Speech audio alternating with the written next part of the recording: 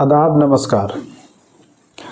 जमीयत उलेमाए हिंद की बैठक 29 नवंबर 2025 को भोपाल में हुई। इसमें मौलाना महमूद मदनी ने कई गंभीर सवाल उठाए, जिससे बीजेपी को और नेशनल मीडिया को बहुत तकलीफ़ होने लगी। उसमें से एक गंभीर सवाल थे देश की हालात को लेकर। उसने काफ़ी चिंता जताई। उसने कहा देश के हालात बेहद संवेदनशील और चिंताजनक है और मुसलमानों को निशाना बनाया जा रहा है। मौलाना महमूद मदनी ने यह भी कहा कि जिहाद जैसे पवित्र शब्द का दुरुपयोग किया जा रहा है। उन्होंने इस बात पर सवाल उठाया कि जिहाद जैसे पवित्र शब्द को जानबूझकर आतंकवादी और हिंसा से जोड़ा जा रहा है। उन्होंने स्पष्ट किया कि इस्लाम में जिहाद का मतलब अन्याय और उत्पीड़न के खिलाफ संघर्ष है और जहाँ जुल्म होगा वहाँ जिहाद होगा।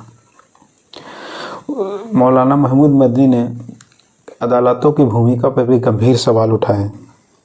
मौलाना मदनी ने न्यायपालिका पर भी सवाल उठाते हुए कहा कि सुप्रीम कोर्ट को सुप्रीम कहलाने का अधिकार तभी तक है जब तक वह संविधान को कायम रखता है और कानून में निहित अधिकारों की रक्षा करता है। भेदभाव के आरोप।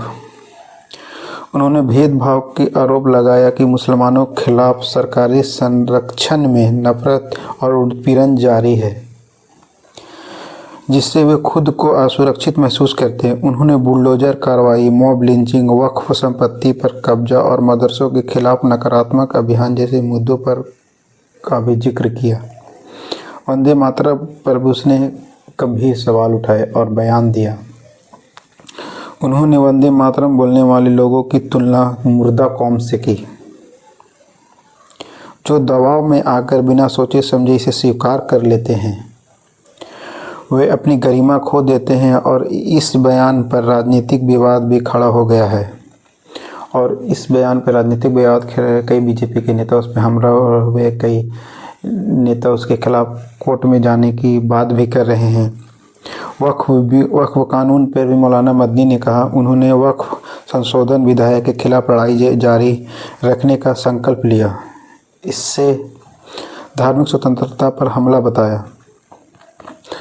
इस बयान के बाद देश में इस बात पर भी बहस शुरू हो गया कि क्या सुप्रीम कोर्ट अब निष्पक्षता से काम कर रही है या मौलाना मदनी के जो बयान है वो गलत है। ये बात एक बहस का विषय बन गई है। आगे देखते हैं कि इसमें सरकार और सुप्रीम कोर्ट की रवैया क्या होती है।